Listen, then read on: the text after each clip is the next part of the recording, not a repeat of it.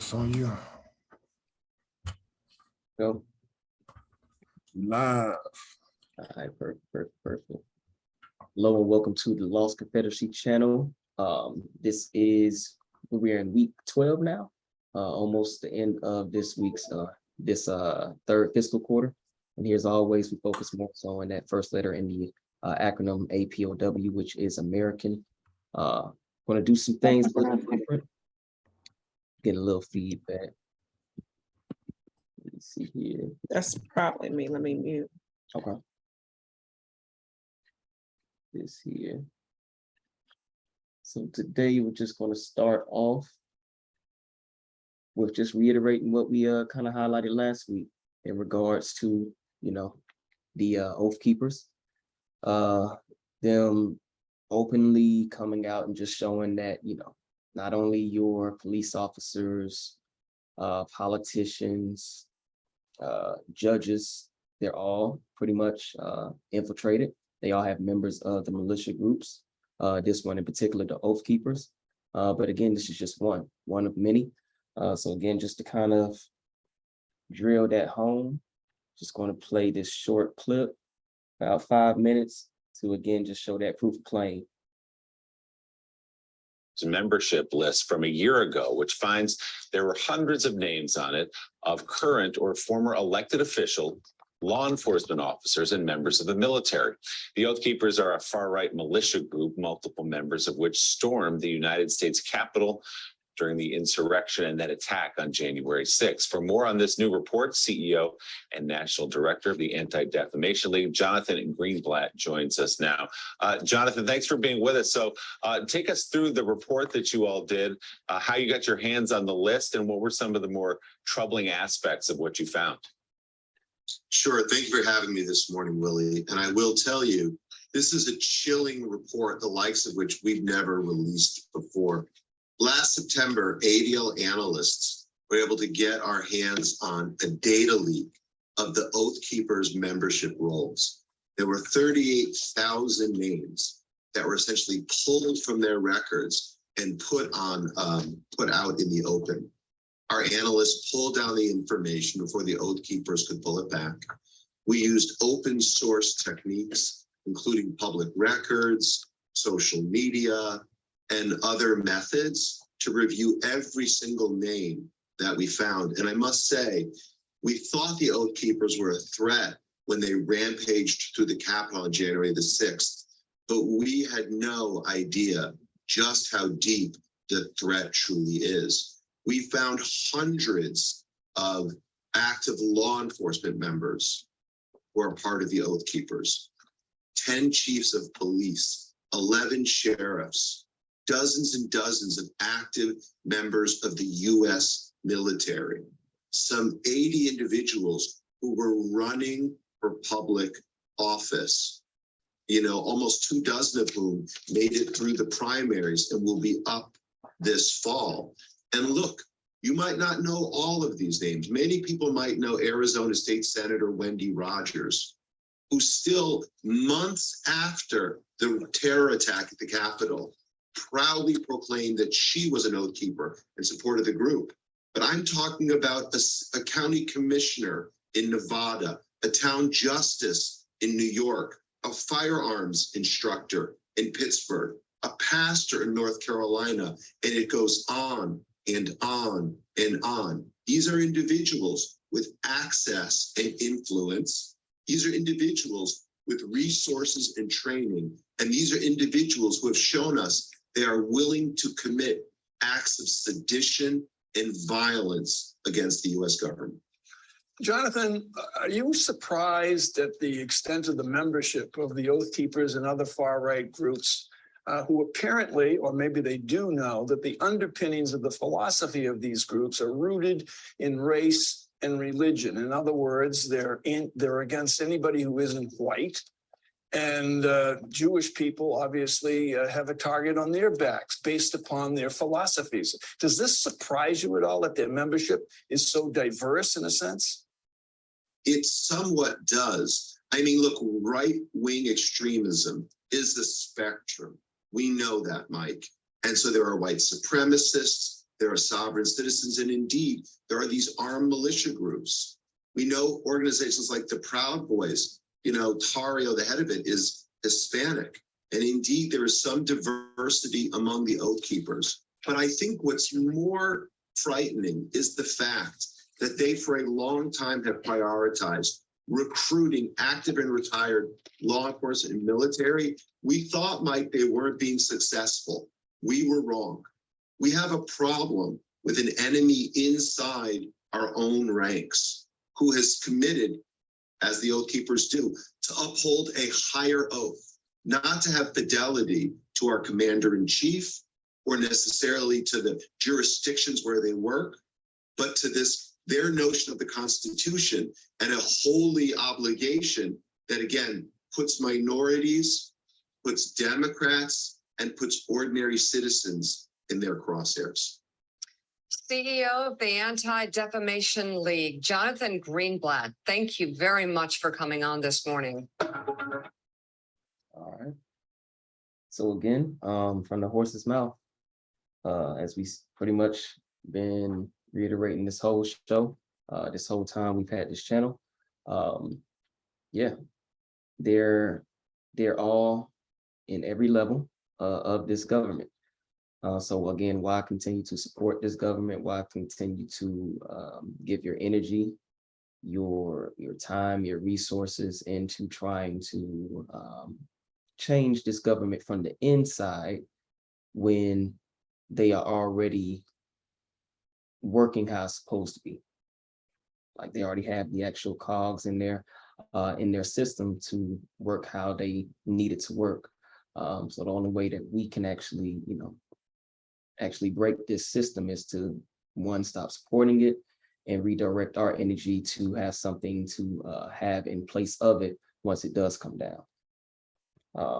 And saying that, we'll go ahead and jump into our inventor for this week with Chief Alligator. Then after that, we'll go ahead with our Dr. Woodson quote from Chief Quietwater. All right, let me see if I can share my screen real quick.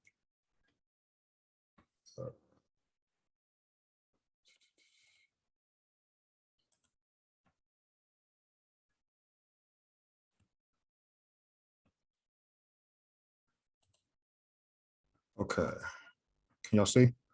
Yep. All right. So today's American inventor is going to be W.J. Ballow. He invented the combined hat rack and table. Patent number 601422, March 29th, 1898. He resided in Smith County, Tennessee. And his invention made improvements to hat racks, which is going to be figure 1 right here. Ironing table, figure 2. Lamp or candle stand, figure 3. And a vertical version of the stand is shown in figure 4. So this is a portable, he made a portable invention, and this assembled can be assembled 4 different ways. And we do not have a birth date or a death date for this gentleman. The family or our group doesn't receive any percentage of income from this invention. But yeah, Mr. W.J. Ballow. He is the inventor of the hat rack, ironing board, lamp stand, and vertical lamp stand. That's this week's inventor. Thank you, Chief Alligator. And next we'll have Chief Quietwater with this week's Dr. Woodson quote. Now go ahead and pull up that. I got it here. Got it there, okay. Yeah. So number 1, I'm sorry, I'm going to do quote number 1, actually. Philosophers have long conceded, however, that every man has 2 educators, that which is given him and that which he gives himself. Of the 2 kinds, that latter is by far more desirable. So basically, it's the way that I take it is that you can be fed information, or you can go and get the information and study and learn yourself, which is something that we have proven that we don't do since we've been doing this, these Sunday meetings and you know, just learning through the process is a lot of information that we've been told that has not been true. So I think number one definitely resonates with us as a group. Absolutely, absolutely. And great quote for this week. And without further ado, we'll go ahead and continue within the hearings. Last time we left off with this senior counselor, Stephen Breetham. And then looks like we're going to be jumping into the freedmen portion of this hearing. Both Chickasaw citizens and, like me, non-citizens. It invests in communities throughout its reservation, Oklahoma, and the region. It is dynamic and its work is ongoing. It remains committed to this rebuilding effort, and it engages in it consistent with the law and its people's right to sovereign self-determination. Thank you for the opportunity to speak to you today, and thank you for the opportunity to start a conversation. Thank you very much. Ms. Van, please proceed with your testimony. Greetings, Chairman Schatz, Vice Chair Murkowski, and distinguished members of the committee. Thank you for giving me this opportunity to be a hearing witness. I am Marilyn Van, President of the Descendants of Freedmen of the Five Tribes Association. I'm a Cherokee citizen and a Freedman descendant. We support enforcement of 1866 treaty rights of Freedmen descendants. The tribes allied with the Confederate States to protect Black chattel slavery. The 1866 treaties ran at the Creek, Cherokee, and Seminole free and enslaved peoples and their descendants tribal citizenship rights. Choctaw freedmen were eventually adopted in 1885. Chickasaw freedmen were not members of the tribe at the time of the Dawes enrollment as per the federal courts. Many descendants today need services the same as their by blood relatives.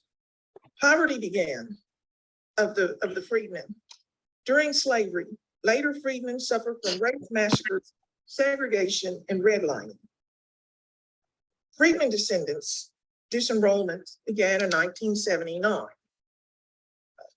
The freedmen, members of the tribes that were disenrolled, were not allowed to vote on the disenrollments or only in nominal numbers. Currently, only Cherokee Nation works to fulfill its treaty obligations to freedmen. As a result of past and current systemic racism, descendants need help of the senators. Some that need help include Creek Freedman descendant, Mr. Lovett of Okmulgee, a senior citizen on disability. He needs rental assistance. Can the tribes change without congressional and federal intervention? History says no. Cherokee Nation only came into compliance in 2017 after federal court decisions in Cherokee Nation v. Nash and Van and passage of Freedmen Protective Language in the 2008 Naacp Reauthorization Act. Even today, some council persons and candidates for tribal office run anti-freedmen rights campaigns. The Seminole Nation has worked to exclude freedmen descendants from receiving almost all services, even after losing the Seminole Nation v. Norton case, federal case in 2002, and receiving directions from the DOI and HUD that the freedmen citizens qualify for services. Their leadership has branded the freedmen as citizens rather than members, which legally means the same, and reissued freedmen tribal IDs that state 0 blood quantum and voting benefits only. The Seminole tribal government has told other tribal nations and federal agencies the freedmen citizens do not qualify for services. In October 2021, Seminole freedmen began receiving medical services after the IHS sends orders to all chiefs and tribally operated health units that the freedmen citizens qualified for the health services. This came after my visits to the Rockville IHS headquarters with Seminole Councilwoman Sampson, who is here today, requesting urgent help. The freedmen elders dying from COVID-19, such as Mr. Thomas, whose wife was on the council, was covered by the national press when tribal and IHS COVID vaccines were denied to Seminole freedmen, tribal citizens, but given to other members of the tribe.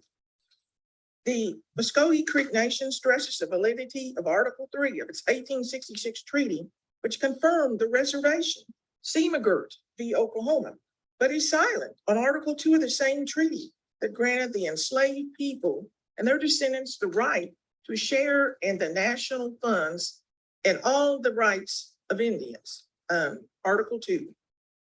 Creek freedmen descendants went to tribal court, but have been waiting for a judge to be assigned to the case since February 2021. The Creek Nation issued $4,500 checks from COVID-19 funds to each by blood citizens. Not a nickel went to the Creek freedmen, a clear violation of that treaty. By the way, the Seminole Nation leadership denied the freedmen citizens its share of the COVID funds as well. This committee can assist the freedmen. Here are some suggestions. We ask Congress to write legislation that includes freedmen descendants in appropriations, new programs, or reauthorization of old programs or entitlements that benefit the nations.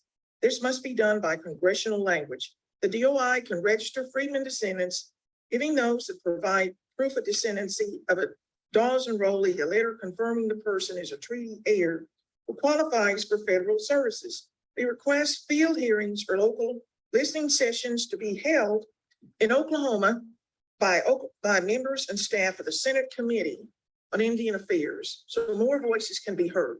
We ask for investigations of CRS reports on the Freedmen Treaty issues. These do not equate citizenship, but would be a start. Thank you, Chairman. Thank all of our testifiers.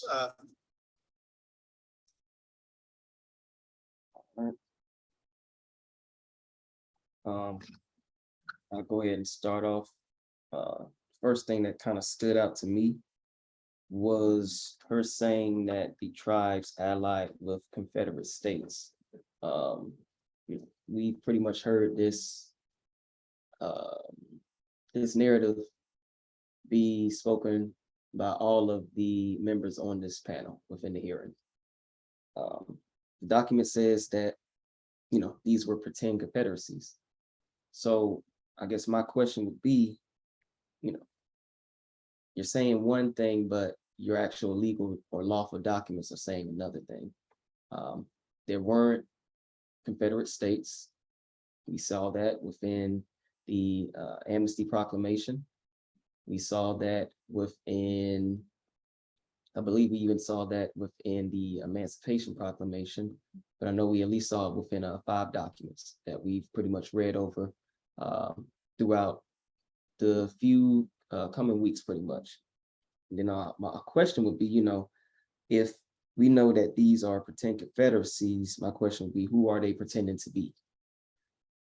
These, Europeans, these US citizens, they were pretending to be the Americans. And pretty much I can go ahead and cite to the Constitution that would pretty much go ahead and display that. Let me take a look here. And yeah, I'll definitely go ahead and pull that up as well. Let me move this out the way. But here, Article 1, Section 10 clearly states that no state shall enter into any treaty, alliance, or confederation. Let me blow that up a little bit as well.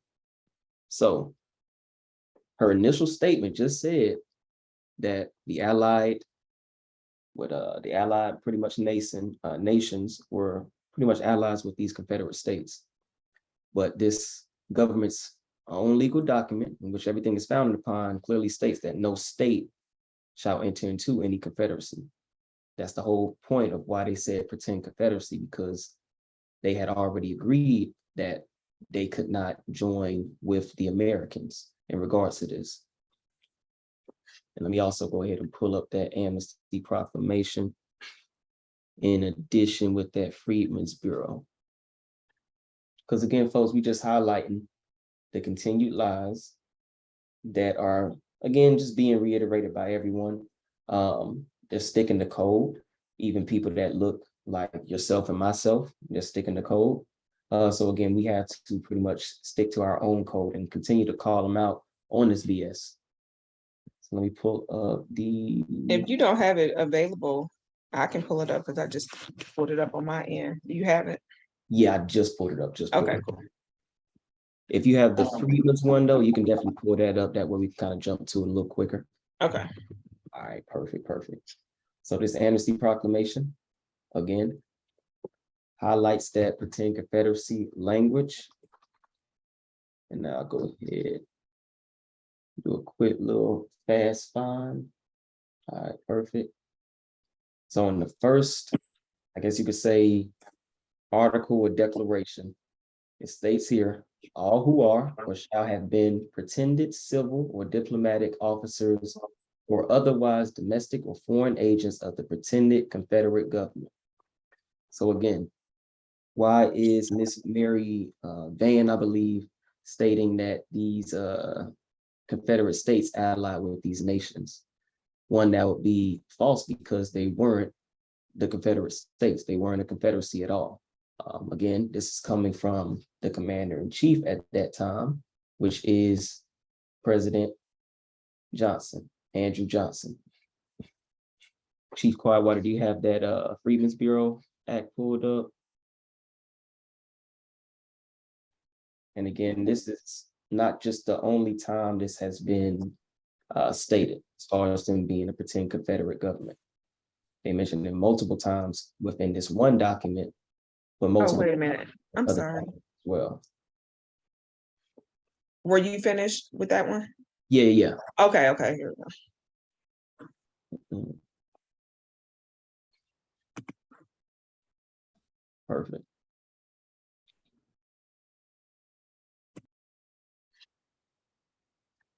Stop the way a little bit.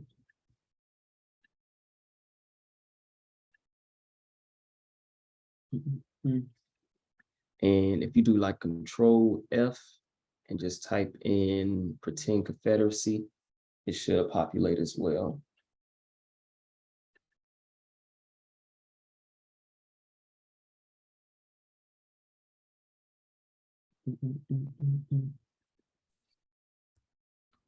I don't believe that language is on that document. I wanted to use that document for one of the questions that I had based on what she said.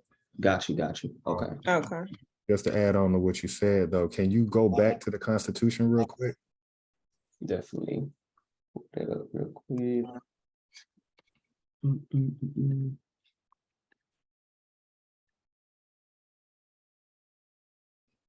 And the only reason we want to go back to the Constitution is based on the timeline. So you can't run it on us because everything's in order. So anything outside of order, it sticks out like a red thumb. This document was written in 1776, ratified in 1779. Can you go back to President Johnson's Amnesty Proclamation? So this Constitution precedes what President Johnson wrote. President Johnson didn't write his document until what date? So we got it right here. Very bottom. It should show May 29th. What is it, 1865? Okay. So Constitution was written first.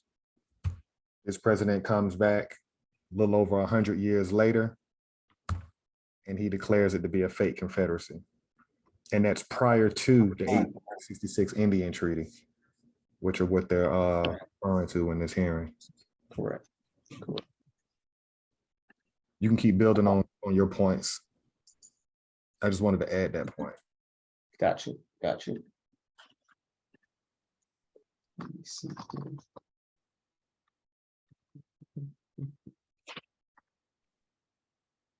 But no, that was pretty much my My takeaway from that beginning part, she also mentioned, DOI. I believe we kind of looked it up before. Department of, it was either implementation or interior. Interior, I think, Department of Interior. Mhm. Again, just having to show that they need to go to another government. In this case, she's talking about, the rights of the freedmen. She was also discussing how they said that they would be able to share the funds. I know when we looked into the Chickasaw and Choctaw 1866 treaty, they specifically said that no, African descent, no freedmen were able to actually share in those funds. So that we have something that we would need to look into. But all in all, again, kind of as we just, play devil's advocate, none of this stuff is legit or valid, because what war even caused these people to be in this territory known as Oklahoma? It's like they're really just trying to just throw anything at the wall, and what sticks, because it literally isn't making any sense. The more and more that we're listening to each of these representatives or counsel for these so-called tribes. I mean, and even she went on to say that 0% blood, I guess.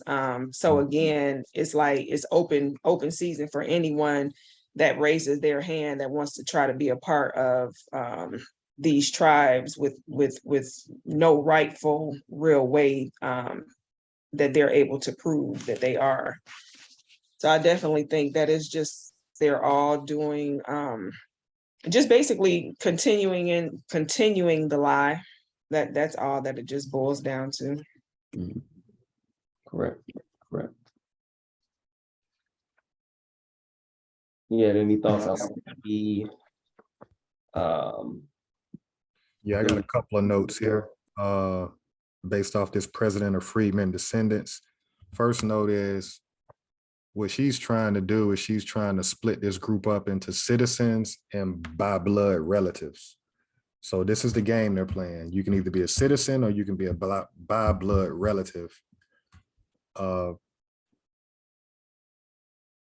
going to get into that on my fourth point. My next point is 1979 disenrollment took place. So who disenrolled these quote unquote freedmen? But to answer that question, we got to get to the most important point that I heard. That the most important point that I'm coming up with based off what she said with all her lies is, let's find out who the freedmen are. So if you go to that Freedmen's Bureau Act, we need to find out who are the freedmen, because this is the president of freedmen descendants, and she claims to be representing freedmen. But what's interesting, can you do a search on this document for the word Negro, Black, colored, Afro-American?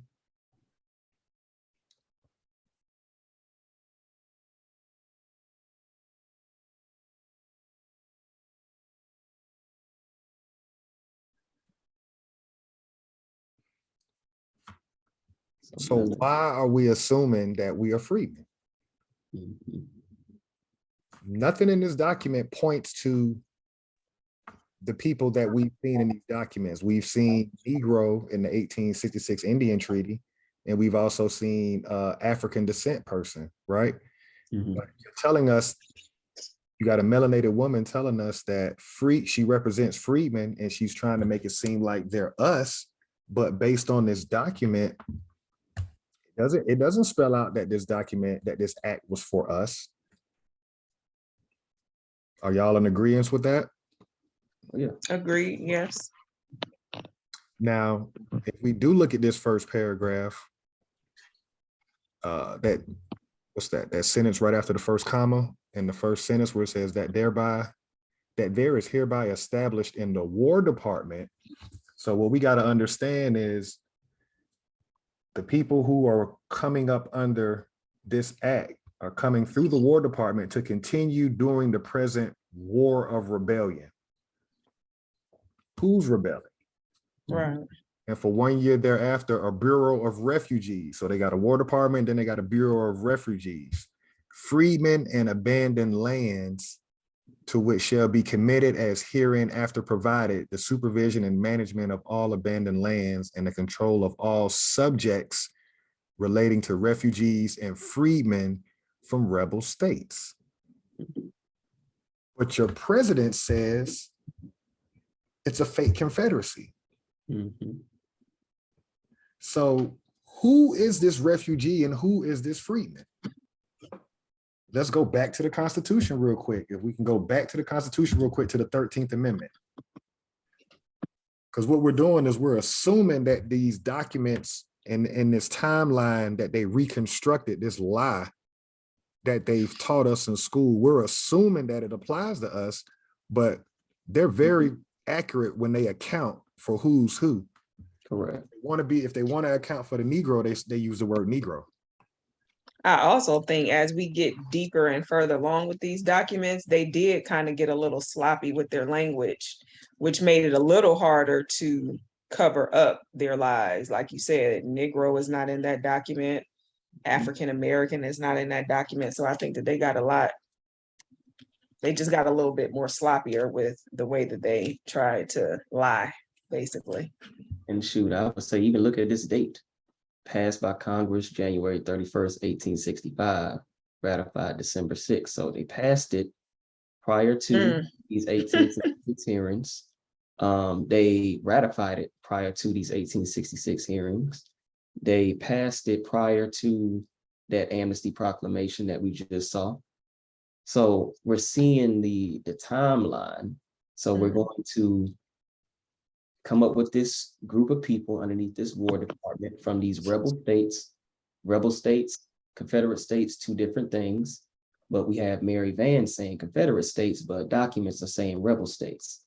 But we're trying to, again, make them synonyms, make meaning like, they're the same thing when it's not the case.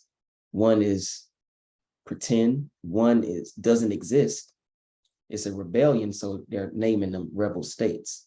Why is she calling them the Confederate states when we're looking at the Constitution and it's saying that no state can become a confederation? And I'll let you continue to build though that Chief Alligator. I just wanted to point that out there. No, that's what we do. So Section 1, our biggest problem is why do we consider ourselves to be this entity where it says neither slavery nor involuntary servitude, except as a punishment for a crime, wherever the party shall have been duly convicted, shall exist within the United States or any place subject to their jurisdiction. Why do we just assume we're the slave? It's not specific, and it doesn't say the Negro or colored. So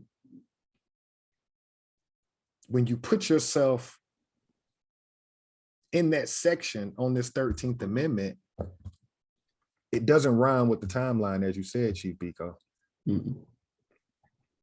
Because we're showing you too many inventions and we're proving that there's an actual war going on at this time called the Gullah Wars, the Seminole Wars, whatever you want to classify it as. There's an unlawful war going on. So who would the United States government have control over? We got to think realistically. It's a colony. It's a small business. Them 13 colonies, them 13 initial states they had, they're not as big as what you think they are today. It's like we don't understand logic. When these people first got these first 13 states, they probably just had maybe 100 miles off the coastline. You see what I'm saying? But over time, the state of Georgia got bigger and the state of North Carolina, South Carolina. In the beginning, they didn't have all this territory that you're giving them credit for. So who would they have absolute control over? The people that they were shipping over here. Who would be indebted to the United States government? The people that they paid the expense to get over here, the people from Europe. Those are the people they're going to tag when they put them on the ship and account for them. And they got to work that debt off to get back to a zero balance sheet before you can become a freedman. Somewhere along that timeline, they bucked. And they sided with us, who are the real Confederate. And their government is calling them out. You can't be a part of that. It's two separate businesses. The Iroquois Confederacy, the Creek Confederacy, that's a separate business from the United States government. The United States government is a separate business. That's how you have to look at history. Look at the United States government as a business and look at these confederacies and these tribes as a separate business. What the United States government did in 1866 is it made entities. It took those tribes and made them nations so that it could go up under the United States government. Which goes to my my last point, where that president of the Freedmen descendants said they want U.S. Congress to write new language. Congress writes law for what business? The United States government. So if you were really your own quote unquote nation, why are you dependent on another government's lawful body that writes laws? Why are you relying on them to give you new language? Because it's a fake nation. This whole nation thing, everywhere they go and they institute nation, it's fake. That's why they can't have money. It can't be de jure because it's fake. We're so far out to lunch, we don't get that. Dealing with make-believe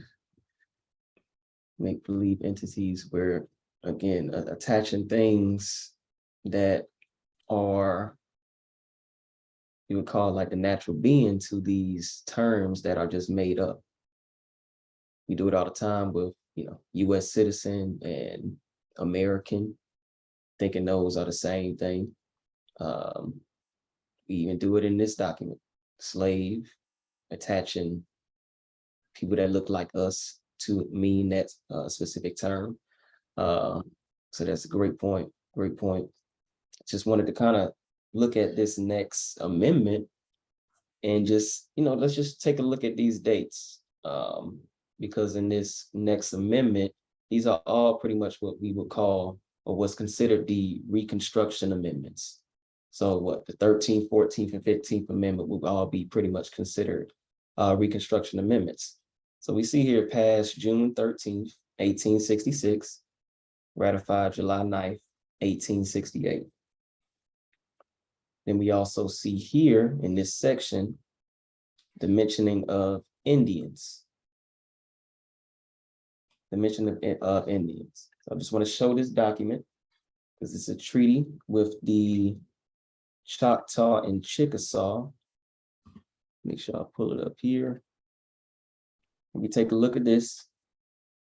So we see that this was, we're just going off the same type of thing, passed by Congress on, what is that? April 28th, 1866. That Amendment 14 was passed by Congress June 13th, 1866. This was ratified June 28th, 1866, and then just proclaimed June 10th, 1866. While that 14th Amendment was ratified July 9th, 1868. So we're looking at the timeline of how they're just piecing things together, coming up with these different terms, Indians, what is this, Negro, and we already highlighted how they were able to just adopt anybody to become a part of said nation. So what we're doing right now is just painting a picture of how pretty much these three amendments, how they're trying to make them so broad where they can just put anybody within them. And then we're going to teach a story in these schools, aka brainwashing camps, to make you fit a particular character within the story. That's all that is all that is going on right now. Can you go back to the Freedmen's Bureau Act real quick? Yeah. I believe that's 1865, correct? Pull it up here. I think this is here. Yep, March 3rd, 1865. So these Europeans came up under the War Department for rebelling against their government, the United States government. And now, based on these testimonies and these hearings, the United States government is going to say, hey, take our prisoners of war that rebelled, right? Because they created a Bureau of Refugees within the War Department of the United States government, sent these people out into Indian territory and basically told that 15,000, that small group that they were able to push west of the Mississippi, hey, you adopt these prisoners of war into your new nation. Mhm. Now, 150 years later, you got these people who were adopted in some kind of way, their citizenship supersedes blood relative. Mhm. So what we're saying is the freedmen are the European that rebelled against their own government during the Seminole Wars. Those people were put up under the War Department, under the Bureau of Refugees, and they were sent west of the Mississippi River. And they were adopted into these fake nations. We can call them fake nations because this land didn't have nations. Tribes made up confederacies. So the fact that it has to be a nation because it has to be a corporate fiction. That's the only way it can communicate with the United States government, Mhm. because they're make-believe governments. So I think we tied this in pretty well. I think there's some other language in here about 40 acres and a mule in this document as well, correct? I know it's in the Special Order 15. Yes, let me see. I think they do speak on certain acres. Yes. Yeah, That's 40 all acres. no more than 40 acres of such land. Right. So we got two different documents talking about 40 acres. You got General Sherman in the what we know now as Georgia area. Again, a general can't give you anything, but Right. he was talking about 40 acres. And then you got this document talking about 40 acres. But what we know is who actually got the land, the Europeans. Mhm. And then they got even more land through the Homestead Act. Correct. Right. 100 up to 160 acres Mhm. to 160. So yes, again, just the optics of everything. Let's get a, what appears to be, let's get a Black woman to speak on behalf of, the freedmen, even though we know from our documents, the freedman is the European. European. But just to continue with our narrative, let's make sure we put a Black woman in front of you all for this hearing. That way you can connect, say, okay, she's speaking on behalf of us, when in actuality, she's not. In actuality, she's not. And it's pretty much fast forward to today, how, at first the minorities were us Americans. Now it's under the umbrella of so many different other groups of people. And now typically the spokesperson or the spokespeople for the minorities right now on this land is the LGBTQ community. So it's the same story, really, nothing has changed. Correct. All just umbrella titles, pretty much. We're gonna actually, since we have some more time, kind of see where else we can get to. See who's next here. Really extraordinary testimony, all of you deeply professional, deeply knowledgeable, obviously not in agreement. Some intense frustration expressed. I respect that. These issues, as I said before, are foundational to people's identity, to communities, to tribal identity.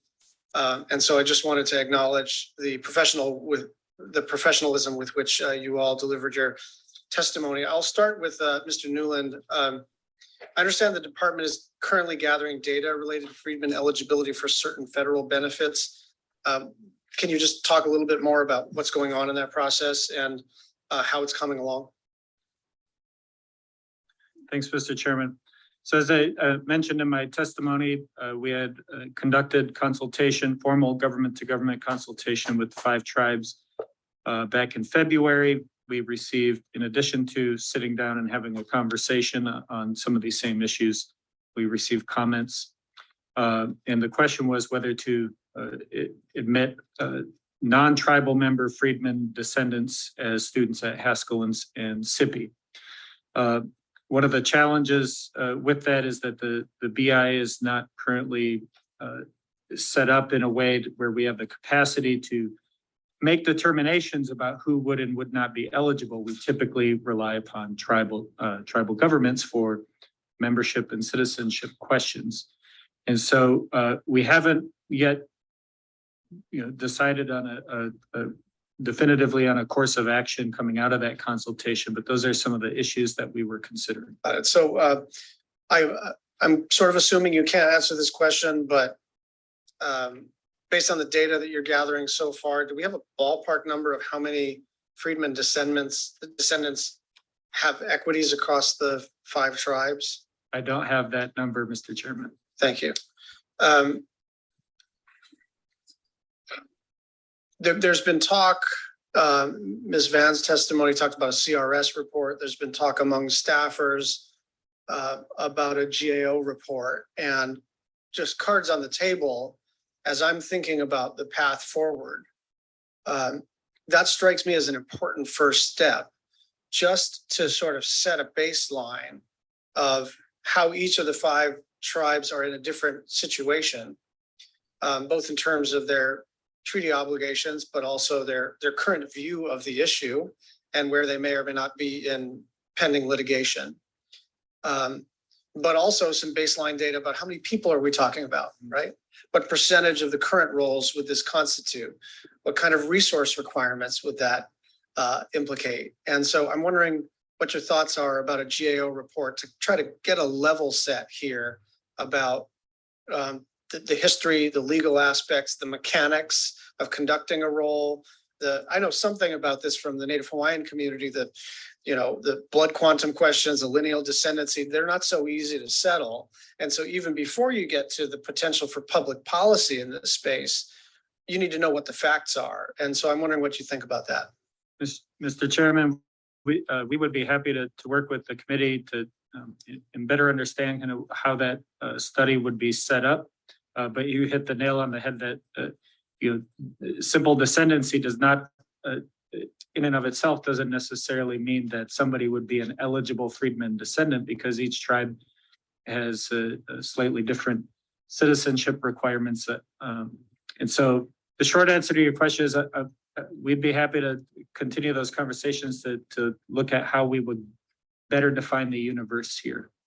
My final question before I turn it over to Vice Chair Murkowski, and I'll do a second round to try to ask some additional questions. Chief Hoskin, you testified that the nation has approved and processed just under 12,000 citizenship requests. Do you have an idea of, was it an initial rush and now you just have a few coming in the sort of regular order, or are there a lot of requests still pending for processing? How is this working? There was an initial rush because of the obvious news of the court decision and how we embraced it. But the number has grown steadily. So when I testified before a House committee earlier this year, we were somewhere in the neighborhood of the 8,000 range. And so that gives you an idea. Now we're closing in on 12,000. Now we are the largest tribe by population in the United States, coming on to 440,000 citizens in that neighborhood.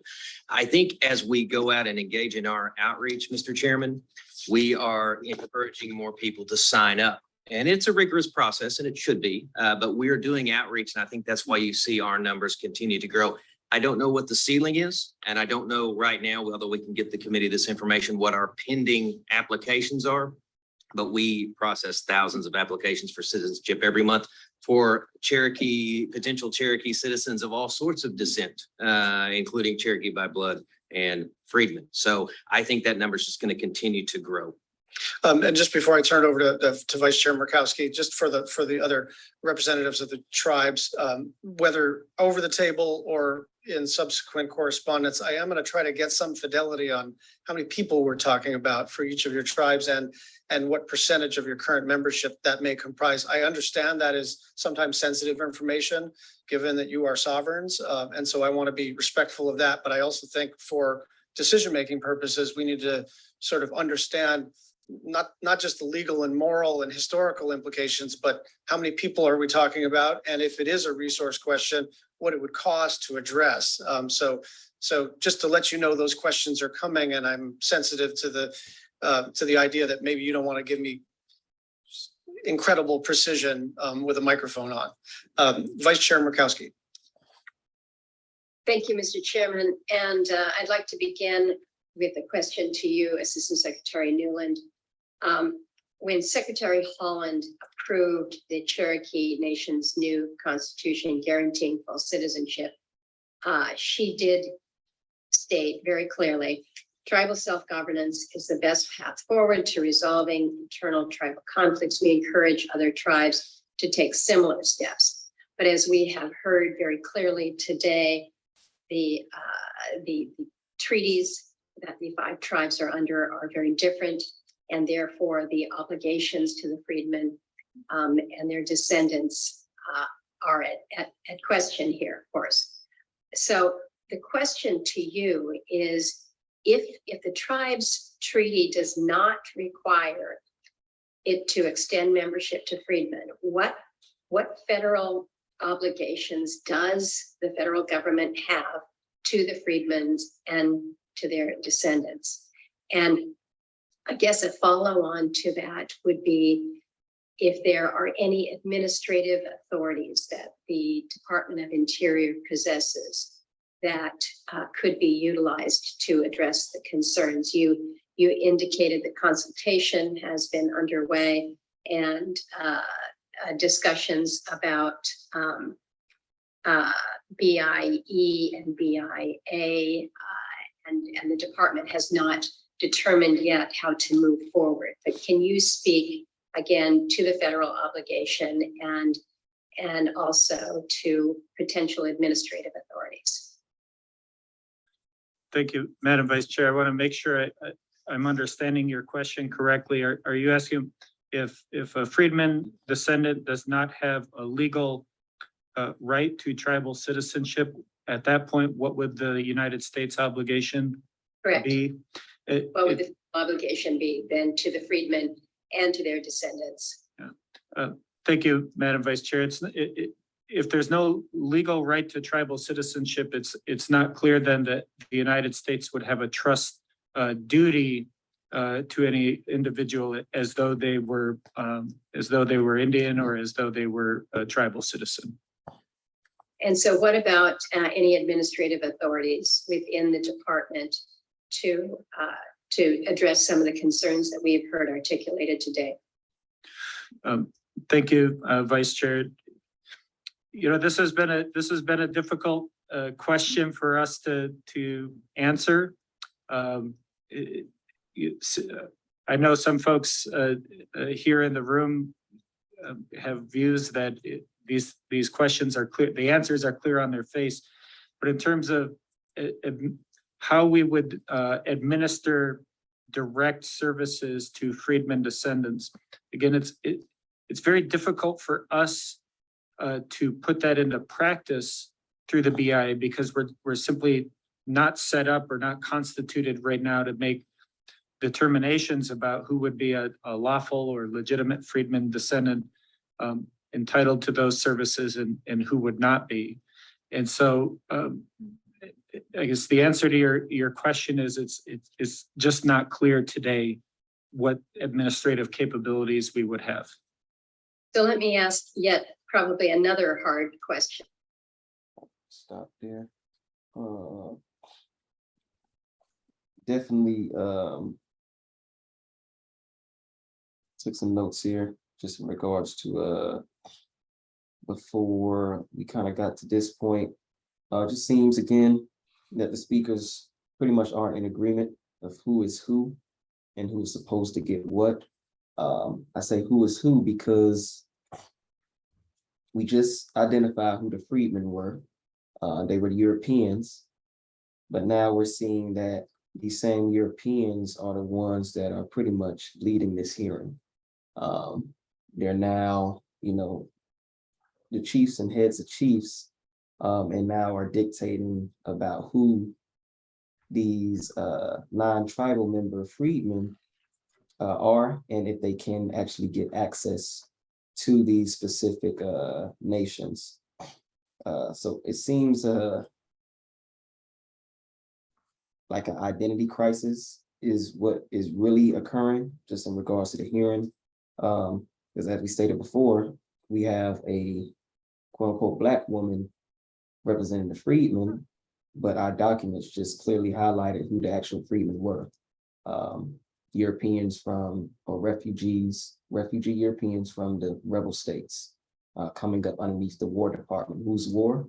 Again, the Europeans up underneath this United States government. So that's just kind of is like the most obvious, but also confusing part, seems for me at least, in regards to these hearings. I definitely agree about it being confusing.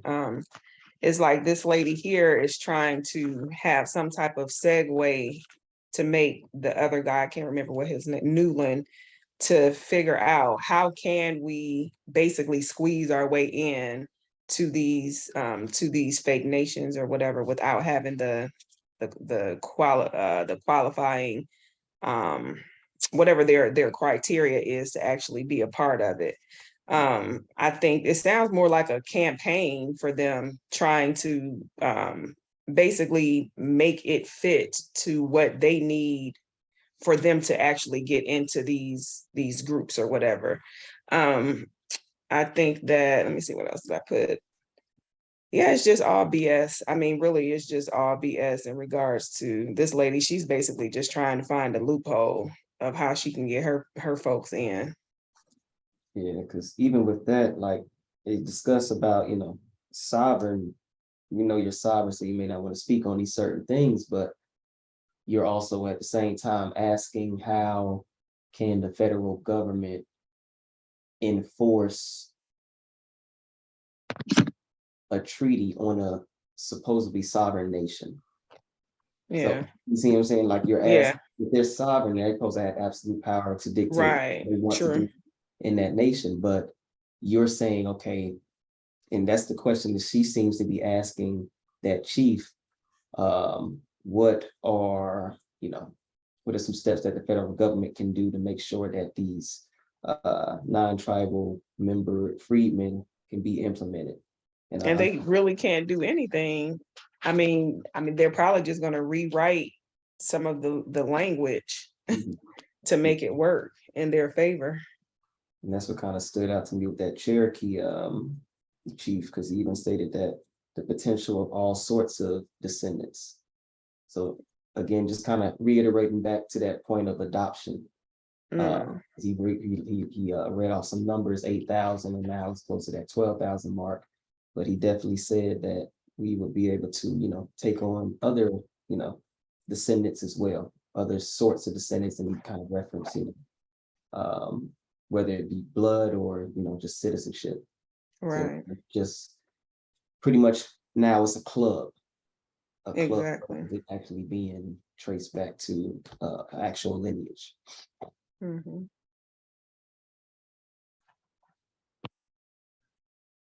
Any thoughts there, Chief Alligator? Yeah, y'all hit on a lot of the points that I had written down. The gentleman that this lady is speaking to, his title is the Assistant Secretary of the Bureau of Indian Affairs. So he's speaking on behalf of an entity that the U.S. government created. Yeah. U.S. government puts their own employees within that Bureau of Indian Affairs. But the overall umbrella, both of y'all touched on it. We're not in control of this matter. Europeans are. This is the root of the problem. It's our shit, all these inventions, the land and everything, but you're not in the room. You got a bunch of Europeans talking about what percentage of your current DAWS rolls has freedmen on it. The fact that you're even letting these people, when you own and control something, you don't have to listen to what nobody says. And it's just weird how it's our shit, but we got people who come from nothing playing this game with us as if they're managing our lives. When all we got to do is just stand up and just shoehorn our way into the room and tell the truth. That's ultimately what I'm getting from this is what happens when you don't own and control something. People can play games with you, and people, they're playing games with our group of people. They're masquerading around with your name. They're making percentages of income off your inventions, and they're reaping percentages of income off the resources that come out of your land. That's what it's gonna take for us to realize that. I don't know. But that's what I'm seeing. Lack of power. Because you are the owner. You're not even in the room. This lady that's acting as president of the Freedmen Descendants, she's an employee. She's an employee of an agency. That lady has no more power than any employee of any other entity. There's somebody above her. Or in this case, it may be a board. If she's the president, there may be a board of trustees that have to vote periodically on who's going to be the figurehead. You see what I'm saying? But ultimately, the Bureau of Indian Affairs is acting as treasurer. That's why this lady is asking that assistant secretary, hey, do you know how big the role is? Do you know what kind of allotments can possibly go out? But again, the only way out of this, man, is just to wreck shop. You got to just force your way into the room, because they're basically playing with us right now. You got Europeans in here that were adopted into these fake nations, and they're sitting over here talking around us. Yeah. Because we're not even being brought up. The vast majority of us are east of the Mississippi River. We're not even being brought up. They're just talking about the small percentage that they're tagging as freedmen. They've even traded places with those people.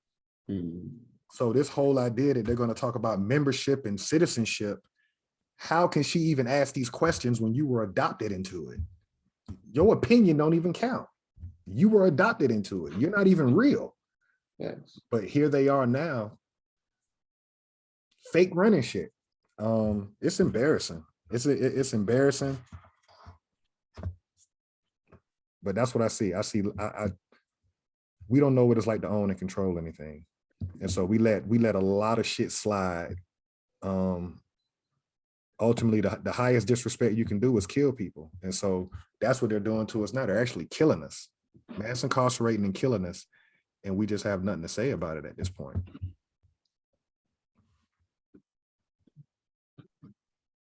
Agreed. I think that's a drop the mic moment right there. Because people masquerading as us, again, talking around us, but not addressing who we are, especially in regards to this equation, basically. We are the Americans, but they're using our traditional names in these hearings to discuss about how we can bring about more people to use you all's names, pretty much. Do we have enough funding, different resources? And Chief Alligator stated, you can hear everybody's an employee. They're getting dictated to, they aren't dictating things. So yeah, next week should be close to finishing this off. Probably will finish this off on the last, pretty much day of the fiscal quarter, or week of the fiscal quarter, before heading into the fourth fiscal quarter. So yeah, almost finished with this one. And then after that, we'll be jumping into another thing. But again, people have their own research. Again, you can see the blatant lies that they're saying. Obviously trading places with the freedmen to move up and to become now a part of these nations, then having the freedmen be replaced by another group of people. It's not only in regards to just this small demographic per se, we're seeing it, as Chief Quietwater alluded to, people east of the Mississippi as well. Minorities are now who? Pretty much anything that you can think of, just a native person. So we'll leave it at that, and next week we'll jump back into it. Tie one more thing into it, Chief Biko. Tie us into it, because we're talking about freedmen today, but talk about people, the prisoners of war, the people that were declassified from Cherokee, Choctaw, Chickasaw, Creek. This group of people, let's put the 5 tribes aside for a second. We rely on another group of people to tell us what law is going to be. Correct. That's a problem. The fact that you're You're waiting on European employees of the United States government. Oh, some legislation just came out. We can't even understand that you can create your own. Right. You can create your own structure, your own policies, your own procedures, and really run shit. But we can't even tap back into we can't tap back into that spirit to understand that it's our shit. Right. You know, you're Yeah. never gonna win when you're relying on somebody else to create the structure for you. Correct. Whether it's reparations or like right now, they're talking about, I don't know if y'all paid attention to it, but Trump did a rally last night. He's talking about if he becomes president, giving more money to police. So it really boils down to, we don't know the difference between reform and revolution. Correct. Reform is trying to get along at your job. Right. You don't get fired. I done been written up, I done been suspended. All right, let me bring my ass in on time. So let me reform. Revolution is I'm gonna create my own shit and do what the fuck I want to do. Correct. We're not there mentally. We're not ready to have a revolution. That means that we take their constitution and tear that shit up and be like, no, we're gonna write our own documents. And you know, for some reason we think it's so hard, but as I remember Chief Quietwater saying this very beginning of when we started the actual channel, when we was actually the Militia Act, like we could do the same thing. Yeah. Constitution, it was 36 people that signed it, just the people, Right. those are the people.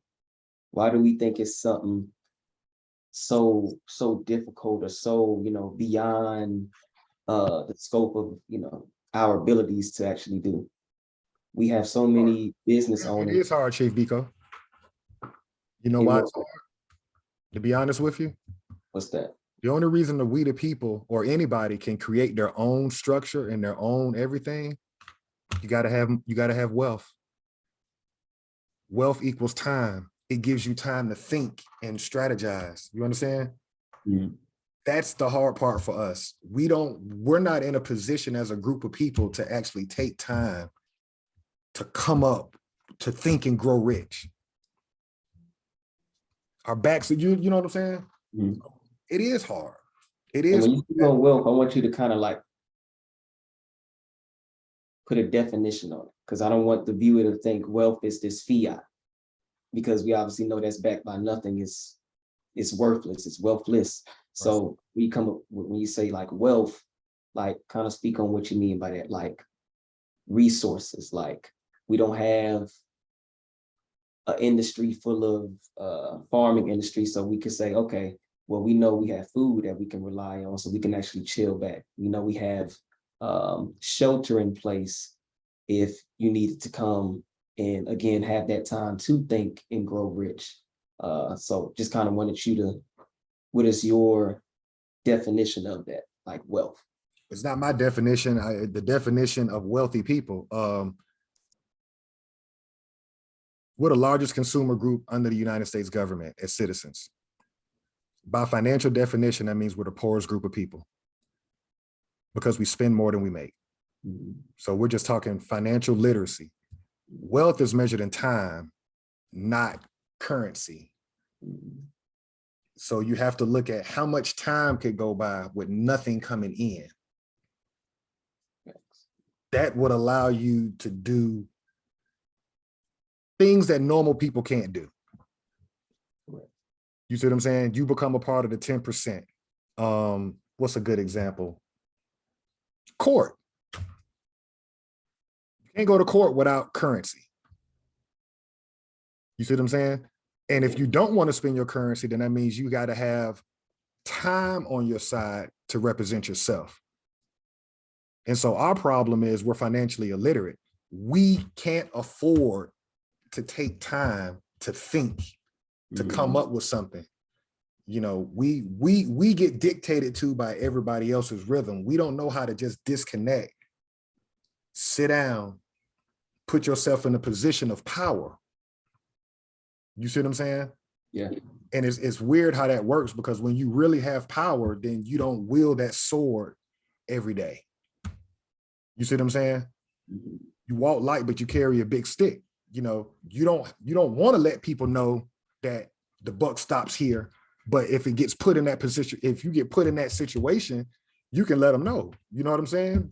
Yes. And we're completely dependent on this group of people. The fact that you're asking them for reparations. That's why the steps say boycott, because you're broke. There's nothing else you can do but stop spending your money first. That's the only power you got right now is maybe you need to see how powerful you are. Just stop spending your money. That in itself will give you a little bit of self-esteem. So that's what the We the People did. Though that We the People, they had their peasants coming from Europe working as indentured servants, working on the land, learning from the Americans, how to pick cotton, how to grow corn, how to be a blacksmith. That allowed them to sit in Philadelphia for a couple of weeks and write up a constitution. You can't write out operating procedures unless you got time. So it doesn't necessarily have to be what we think is money. It could be popcorn. It doesn't matter what the tangible thing that we're holding in our hand is considered to be money. It's the principle that you have to accumulate enough. You don't look at it. You get to a place where you're not looking at dollar amount anymore. You're looking at time. How much time do I have to do something? And that's a different being. That's a different reality. And we're not there, but we can get there in 13 weeks. I will invest on that and say, if we sat down for 13 weeks, we would see all these other groups of people start to collapse around us. And then that would give us the power to be like, yeah, these people really are eating off us. We can't stop long enough to even see it. That's nigga culture. Yeah. That's so we can be weird, which is what all these other groups are, right?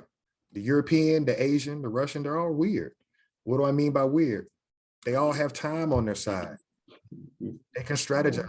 They can put together militaries. They can plan defenses. We don't have none of that.